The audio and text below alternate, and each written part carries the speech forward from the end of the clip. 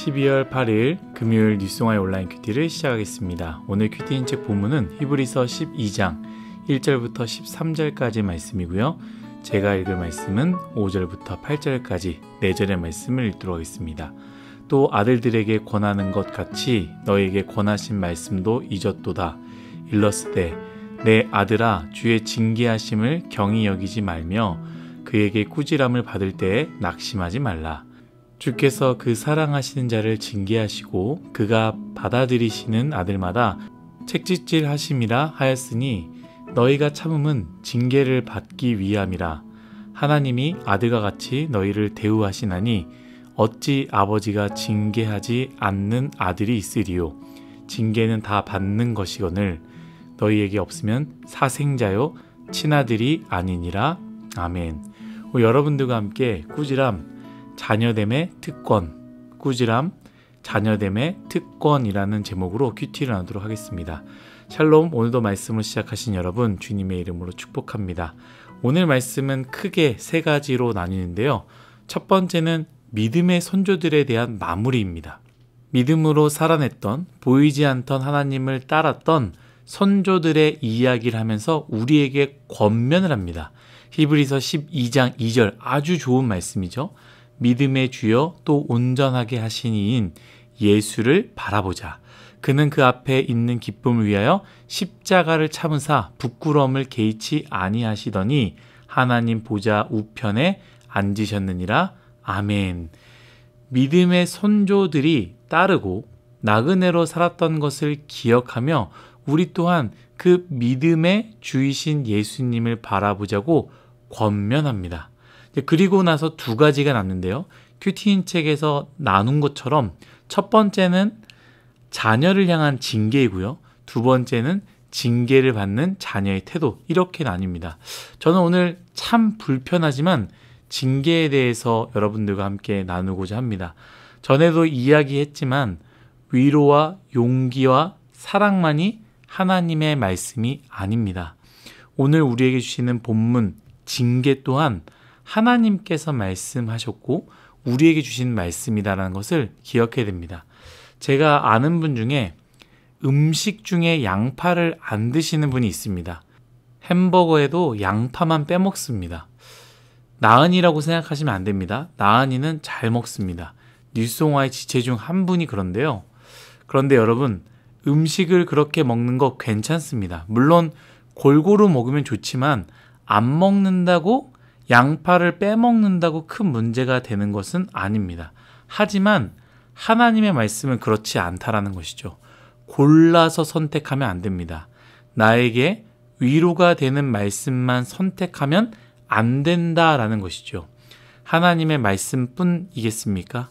하나님께서 주신 상황, 하나님께서 주신 사람, 하나님께서 주신 일들과 사명과 부르심도 마찬가지 아니겠습니까?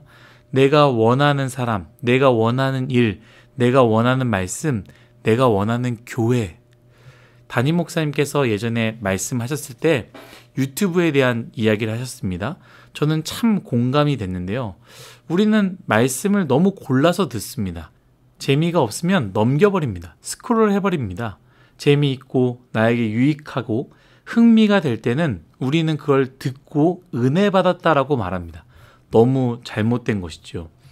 큐티의 어찌 보면 최대의 장점이 여기 있는데요. 내가 원하는 본문만 선택할 수 없다 아니겠습니까? 물론 이 말씀을 전해야 되는 저는 괴로운데요.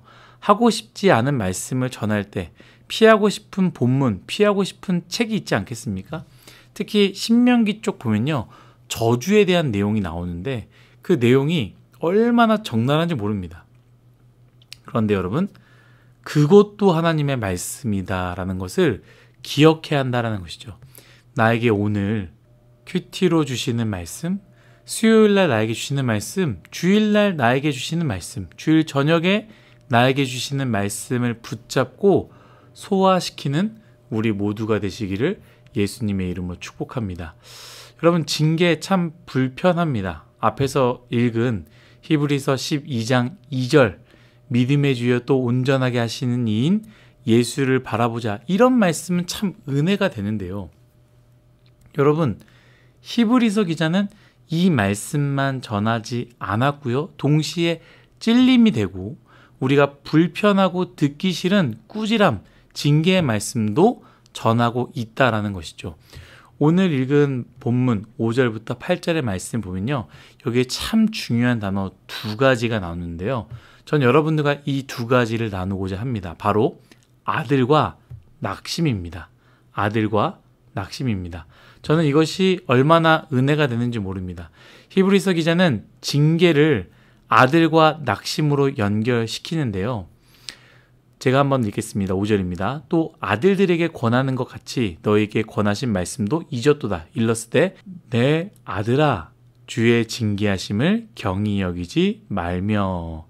6절입니다. 주께서 그 사랑하신 자를 징계하시고 그가 받아들이시는 아들마다. 7절입니다. 하나님이 아들과 같이 너희를 대우하시나니 어찌 아버지가 징계하지 않는 아들이 있으리요. 8절입니다. 징계는 다 받는 것이거늘 너희에게 없으면 사생자요 친아들이 아니니라. 아멘. 어떤 교회 담임 목사님께서 유튜브에 하셨던 말씀인데요. 그 목사님이 저희 목사님 말고요. 그 목사님이 부목사들이 하는 걸 보니까 너무 마음에 안 드는 거예요. 잘 못하기도 하니까 불러서 1시간 넘게 혼냈다고 합니다. 그 부목사님들을 보니까 속상하고 이렇게만 하면 성장할 수 있을 것 같은데 똑같은 실수하고 똑같은 문제를 하는 거 보니까 목회에 대해서 마음을 두지 않고 다른 곳에 마음을 두고 자꾸 그렇게 하니까 목회를 똑바로 하라고 영혼에 대해서 생명 걸고 하라고 혼을 내신 거죠. 그런데 그날 밤에 여러 명이 혼났는데 딱 한 부목사님에게 문자를 받았다고 합니다.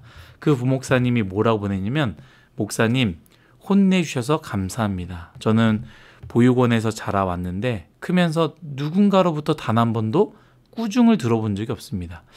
그때는 몰랐는데 제가 지금 커보니 저에게 친부모님이 없어서 누구도 나를 혼내지 않았나, 친부모가 아니기 때문에 누구도 나를 혼내지 않았나라는 생각이 많이 들었습니다. 그리고 친구들이 부모님에게 혼났다라는 말을 들을 때마다 얼마나 부러웠는지 모릅니다. 사랑하는 목사님이 이렇게 혼내시니 참 좋습니다. 여기에 진짜 사랑이 있음을 알고 달게 받으며 잘 배우겠습니다.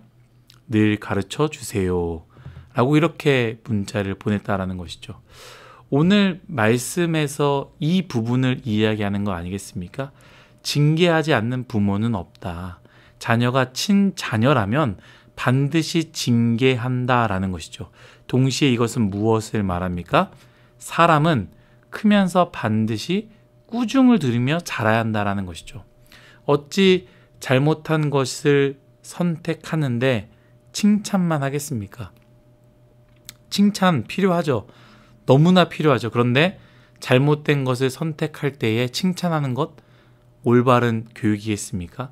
어찌 위험한 길을 가는데 격려만 하겠습니까? 저 길로 가면 다칠 수도 있고 저 길로 가면 돌아오지 않을 텐데 어찌 그냥 기다리고만 있겠습니까? 진짜 부모라면 그 자녀가 진짜 자녀라면 반드시 꾸지람, 징계, 혼냄이 필요한 것 아니겠습니까? 제가 개인적으로 뉴스옹아이를 볼 때요. 속상한 마음, 화나는 마음이 종종 확 올라올 때가 있습니다. 만약 제 마음에 이런 마음이 사라져 버린다면 뉴스옹아이 지체들 중에 하나님이 기뻐하지 않는 그 길로 가는 청년대학부를 보고 들어도 내 마음 가운데 알아서 하겠지, 알아서 잘하겠지, 내 마음 가운데 아무런 마음이 없다면 저는 그 자리에서 내려와야 되는 게 맞지 않겠습니까? 사랑하는 뉴스옹아이 여러분, 우리가 정말로 사랑한다면, 사랑하는 부모라면, 사랑하는 자녀라면 그 사이에는 반드시 꾸지람과 징계가 필요하다는 것을 기억해야 됩니다. 두 번째는요. 5절 하반부에 이렇게 말합니다. 그에게 꾸지람을 받을 때 낙심하지 말라.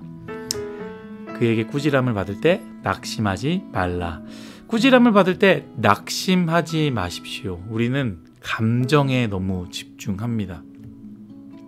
꾸지람을 받을 때, 물론 혼내는 사람이 감정을 담아서 혼내면 안 됩니다. 받는 사람도 마찬가지입니다. 거기 포인트를 갖고 내가 무엇 때문에 혼나는가, 무엇 때문에 꾸지람을 받는가를 기억해야 된다는 것이죠. 그러나 우리는 감정에 너무 집중합니다. 꾸지람 속에 사랑을 발견하시고 꾸지람의 본질을 보며 나의 태도와 나의 신앙을 바라봐야 된다는 것이죠. 감정으로 이걸 받아들일 때는요, 우린 낙심할 수밖에 없습니다.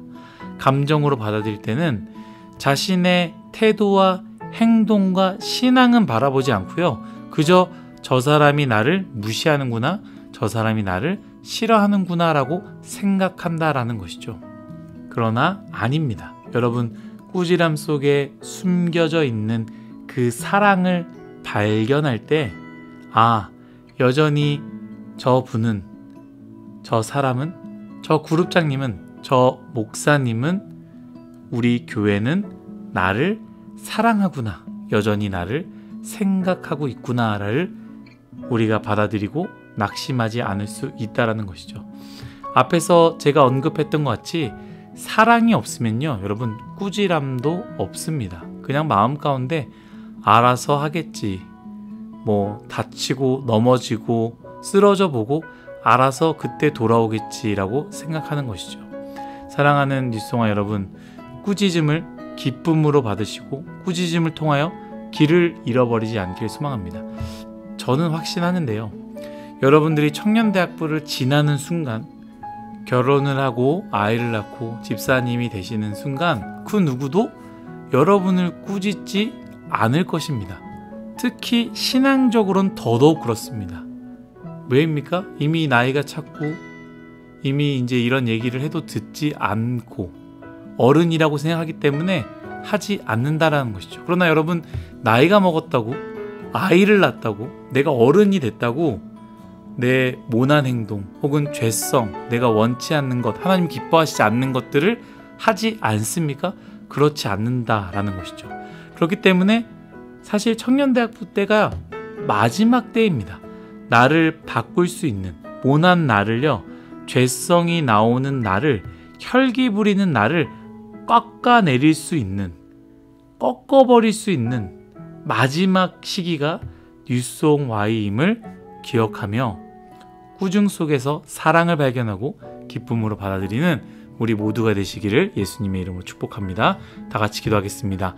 하나님, 우리의 인생 하나님께 사랑받는 자로서 우리가 듣고 싶은 달콤한 이야기만이 아니라 때로는 아프지만 꾸지람을 듣고 징계를 받으며 하나님이 기뻐하시는 그 길로 나아갈 수 있는 우리 모두가 되게 하여 주옵소서. 감사하며 예수님의 이름으로 기도드렸습니다. 아멘.